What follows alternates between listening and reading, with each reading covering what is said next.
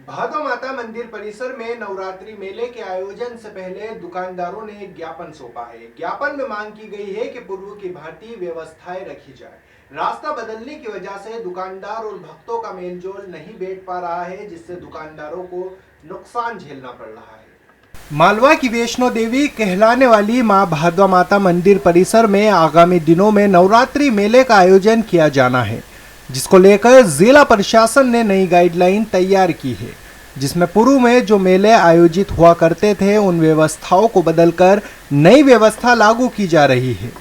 जिसमें भक्तों को दर्शन के लिए अलग मार्ग और दुकानदारों को दुकान लगाने के लिए अलग मार्ग चयनित किया गया है, जिसको लेकर आज बड़ी संख्या में भादो माता के दुकानदार कलेक्टर कार्यालय पहुंचे और कलेक्टर के नाम एक ज्ञापन नायब तहसीलदार प्रशस्ति सिंह को सौंपा, जिसमें उन्होंने बताया कि भादवा माता संस्थान द्वारा ग्राम पंचायत भादवा माता में प्रतिवर्ष नवरात्रि के 2 मेले का आयोजन किया जाता है। इसके अनुसार वहां के स्थानीय दुकानदारों को दुकानें आवंटित की जाती है। इस वर्ष के मेले में सभी दुकानदारों को वहां से हटाकर नई जमीन पर दुकान लगाने के लिए आदेश जारी किए गए हैं, जबकि उक्त स्थान पर यात्रीगणों का आना जाना नहीं होता। इसके कारण दुकानदारों को आर्थिक नुकसान झेलना पड़ेगा।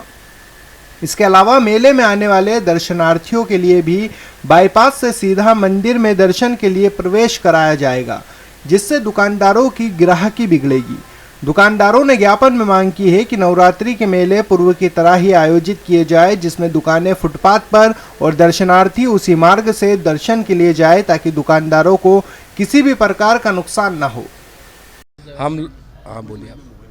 हम लोग आज भादो माता के सभी दुकानदार और वहाँ के स्थानीय कुछ लोग समस्या लेकर माननीय कलेक्टर महोदय को ज्ञापन के माध्यम से अवगत कराने आए हैं कि कई वर्षों से भादो माता में प्रतिवर्ष मेला गिरता रहता है और मेलों में दुकानदारों की सहूलियत को देखकर मेला गिराया जाता है। पर इस साल 3 साल के कोरोना काल के इस महामारी को में मेला बंद भी रहा और कई दुकानदारों को दिक्कत का सामना करना पड़ा। उसके अलावा भी इस साल इन्होंने मेले में इतनी दिक्कतें सामना खड़ा कर दिया दुकानदारों के सामने कि आपको अतिक्रमण हटाना पड़ेगा, आपको पीछे जाना पड़ेगा। तो भी दुकानदारों ने इनकी बात मानी और पूरा अतिक्रमण इन्होंने हटा दिया गया। परंतु हमारे अनुभवी अधिकारी महोदय का कहना है कि हम इस साल मेला जो नदी नाला है उससे आगे डालने का कह रहे हैं, जिससे दुकानों की बिल्कुल ग्राहकी नहीं होगी, क्योंकि मेला रोड के किनारों पर ही चलता है। दोनों तरफ जब रोड चलता है उसके साथ यात्री चलते हैं, तो उसके फुटपाथ का जो मेला होता है, क्योंकि मेले में दुकानें फुटपाथ पे होती है और फुटपाथ से ही ग्राहकी होती है, और जब फुटपाथ की दुकानों को ही बाहर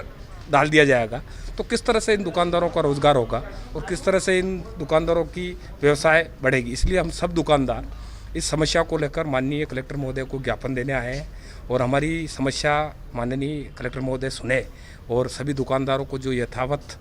कई सालों से दुकानें करते आ रहे हैं उसी लाइन में वापस प्रतिवर्ष के अनुसार जो मेला गिरता है उसी लाइन पे मेला गिरे, ऐसा हम सब। और दर्शनार्थी के लिए भी अब की एक समस्या डाल दी उन्होंने, जो दर्शन अपने मेला प्रांगण से होते हुए बिल्कुल बाजार लाइन में दर्शन कराते थे और इस साल वो अधिकारी का कहना है कि बाईपास से हम दर्शन करवाएंगे और बाईपास से ही पब्लिक को निकाल देंगे बाहर। तो इससे तो पूरा बाजार सुसा हो जाएगा, तो